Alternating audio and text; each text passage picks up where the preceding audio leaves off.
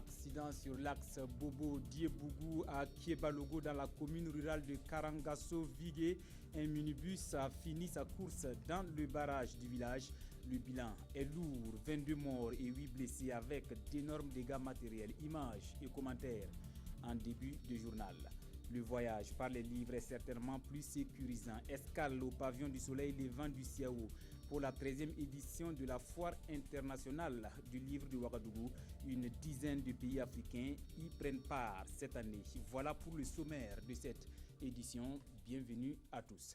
C'est tristement que nous ouvrons ce journal venant de la Côte d'Ivoire. Ils se rendaient dans la commune de Nako, au sud-ouest pour des obsèques. Mais hélas, le sort en a décidé autrement. Ceux que nous pleurons aujourd'hui étaient à bord d'un minibus qui s'est renversé dans le barrage de Kiebalogo sur l'axe Bobo-Dioulasso-Diebougou. C'était hier aux environs de 16h. Le bilan fait état de 22 morts et 8 blessés avec d'énormes dégâts matériels. On fait le point avec Moumouni Baro. Kiebalogo, un village situé dans la commune rurale de Karangasso-Vigué, c'est là que la vie de 22 passagers, dont un nourrisson en provenance de la Côte d'Ivoire, s'est arrêté dans ce barrage aux environs de 16h à la date du 26 novembre 2015. Dans ce drame, 8 personnes ont eu la vie sauve et s'en sortent avec quelques blessures légères. Le conducteur de minibus en cause dans cet accident a, semble-t-il, perdu le contrôle du véhicule qui a malheureusement fini sa course dans l'eau. Les informations pour l'heure que nous avons, c'est que les victimes sont pratiquement d'une même famille, de la zone de Nako semble-t-il, et qui se rendaient pour des obsèques. Bon, malheureusement, ils vont pour des obsèques et eux-mêmes finalement ils deviennent. Il semble que la famille a décidé de dépêcher en tout cas un autre cas de transport pour pouvoir faire le transfert des corps. Les sapeurs-pompiers arrivés sur le lieu se sont rapidement lancés à la recherche des victimes. Et grâce à leur savoir-faire, ils ont pu dégager le véhicule qui se trouvait à 50 mètres de la berge. Nous avons reçu notre premier appel de demande de secours aux environs de 15h57 minutes. Rapidement, nous avons déployé des équipes sur le lieu. Et lorsque nous sommes arrivés sur le lieu, le véhicule était plus en profondeur, à 50 mètres environ de là où il est. Et donc avec nos équipes de plongeurs professionnels, nous avons donc effectué des recherches rapidement et nous avons pu pêcher au fur et à mesure les 22 corps. Pour l'instant, les causes exactes de l'accident ne sont pas connues. Certainement, les jours à venir, les enquêtes seront menées pour situer les responsabilités.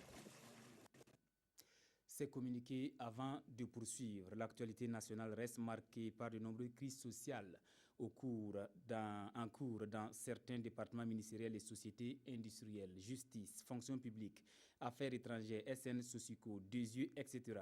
Le gouvernement salue le dialogue en cours entre l'unité d'action syndicale et l'exécutif en vue d'une sortie de crise au bénéfice de tous les acteurs. Il félicite et remercie tous les protagonistes pour leur collaboration dans la recherche de solutions négociées et leur ouverture au dialogue.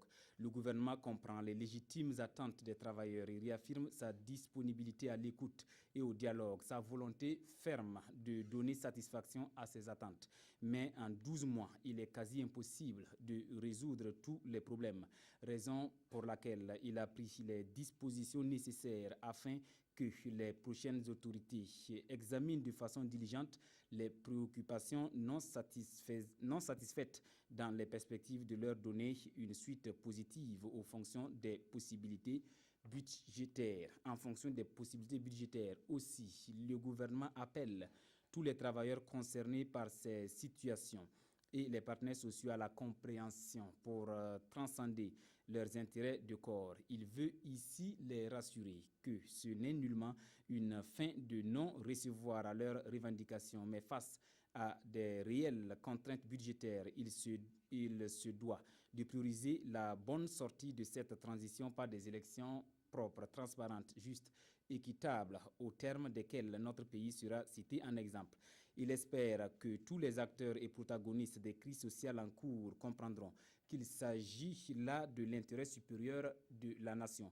Le gouvernement les invite à renoncer à toute action corporatrice de nature à compromettre l'atteinte de cet ultime objectif de notre transition en acceptant que les nouvelles autorités issues des prochains scrutins prennent la relève pour le règlement définitif de certaines préoccupations encore pendantes. C'est un communiqué signé du service d'information du gouvernement. Un autre communiqué dans le cadre de la tenue des élections couplées du dimanche 29 novembre 2015, le ministre délégué chargé de la sécurité informe que les frontières terrestres du Burkina Faso seront fermées du vendredi 27 novembre 2015 à 18h au mardi 1er décembre 2015 à 6h. Autre point de l'actualité dans cette édition.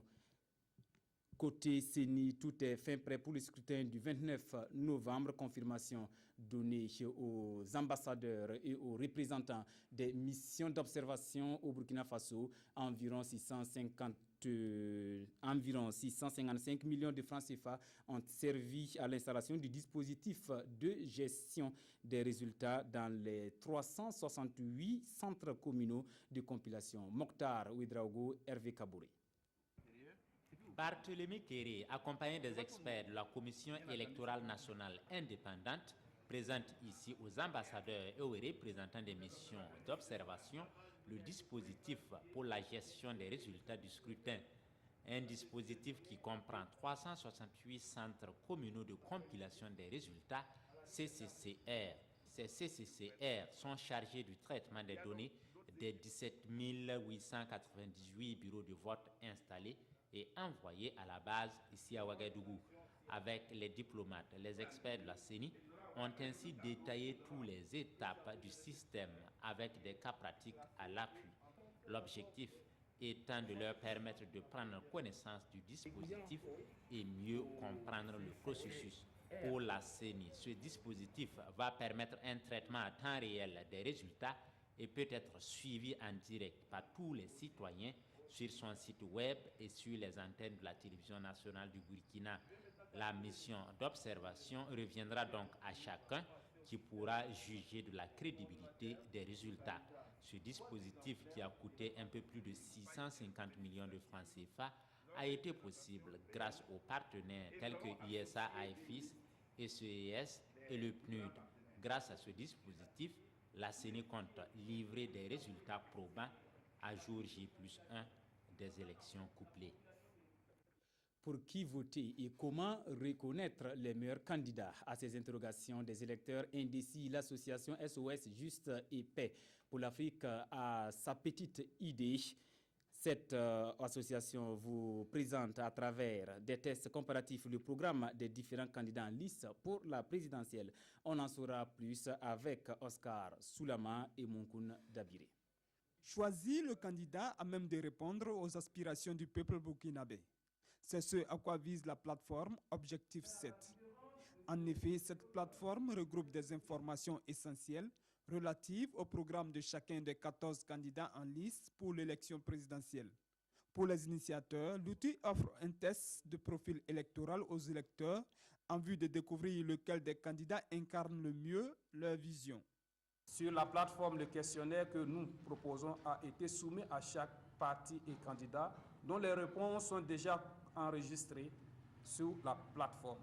En tant qu'électeur, lorsque vous répondez aux mêmes questions, le site montre les points d'accord et des désaccords d'opinion entre vos réponses et celles des partis et candidats, pour une comparaison facile à comprendre par tous.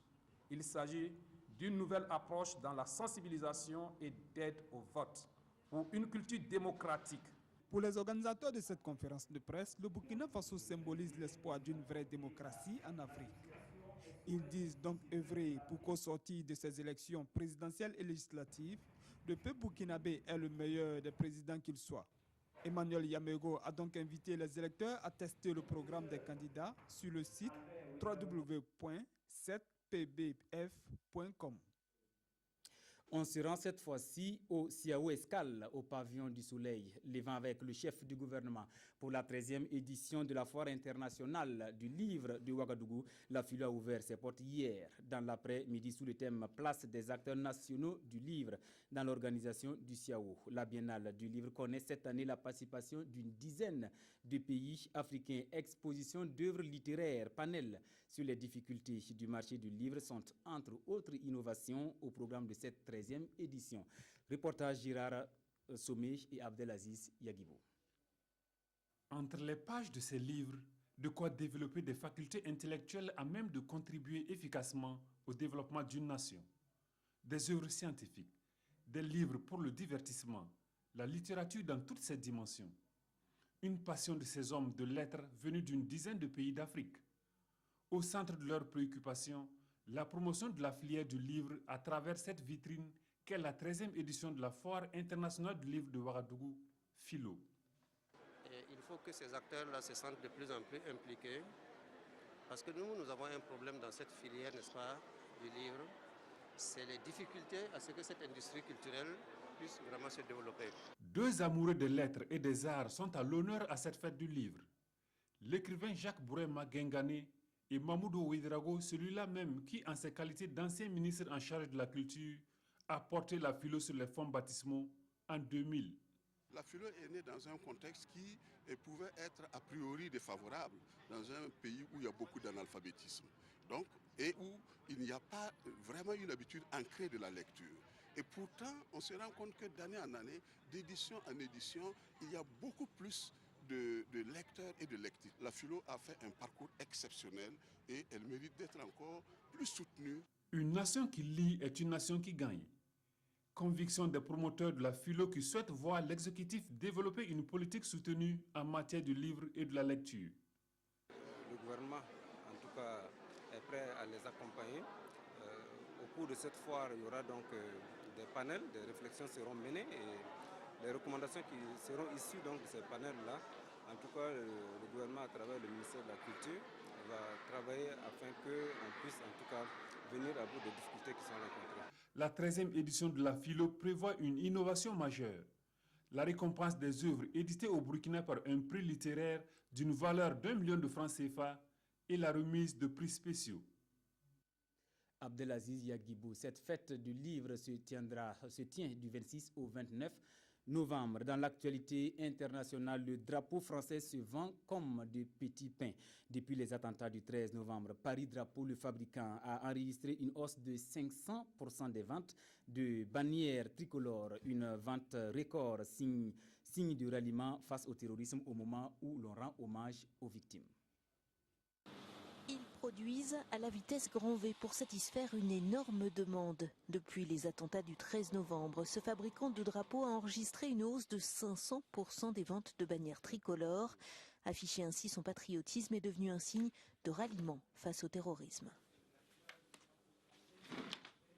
On a des appels tout le temps, plusieurs appels par minute. Et il faut produire en même temps, accueillir les clients, il faut tout faire, il faut être polyvalent. C'est un petit peu fatigant, surtout qu'on a produit toute la nuit et nous on n'a dormi qu'1 heure. L'appel de François Hollande à placer un drapeau à sa fenêtre ce vendredi pour s'associer à la cérémonie officielle en hommage aux victimes a manifestement été entendu. J'ai été venu chercher les drapeaux pour pavoiser, parce que le mot est redevenu à la mode, malheureusement, avec le terrorisme qui nous oblige à serrer les rangs et à affirmer notre nationalité, notre fierté. Une fierté que beaucoup redécouvrent et souhaitent pérenniser. Moi j'aurai un drapeau chez moi à partir de ce soir, et je pense qu'on devrait avoir un drapeau d'ailleurs en permanence. C'est important de se sentir français.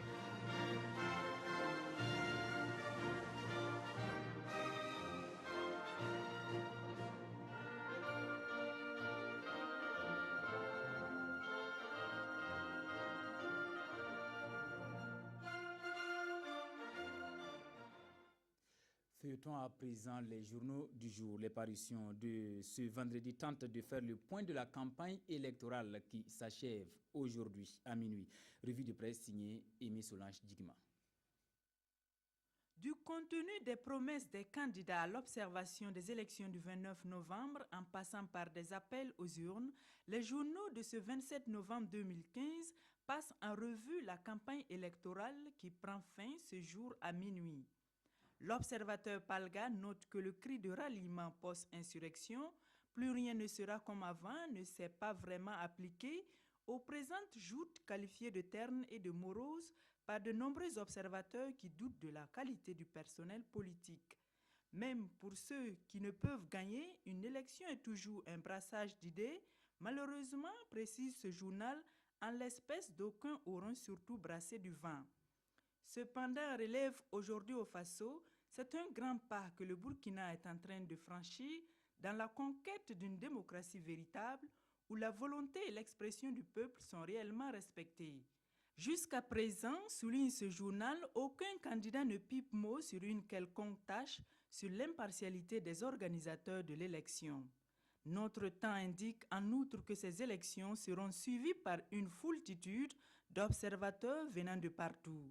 Ils sont par ailleurs ceux qui sont prêts à contester, à faire sortir leurs militants déjà en amont pour observer. Qu'ils le fassent maintenant ou qu'ils se taisent à jamais. Car, explique-t-il, la République et les valeurs démocratiques sont à préserver par-delà tout ce qui pourrait se passer. Ceci dit, lance l'Express du Faso, avec nos cartes d'électeurs, allons désigner ce dimanche 29 novembre ceux que nous voulons pour nous gouverner les 5 prochaines années. Je reprends pour vous ce communiqué. Dans le cadre de la tenue des élections couplées du dimanche 29 novembre 2015, le ministre délégué chargé de la sécurité informe que les frontières terrestres du Burkina Faso seront fermées du vendredi 27 novembre 2015 à 18h au mardi 1er décembre 2015 à 6h. Ouagadougou le 27 novembre 2015, signé Alain Jean-Claude Zagri. Ainsi s'achève ce journal, mesdames et messieurs. Merci de l'avoir suivi. Je vous retrouve demain pour une autre édition.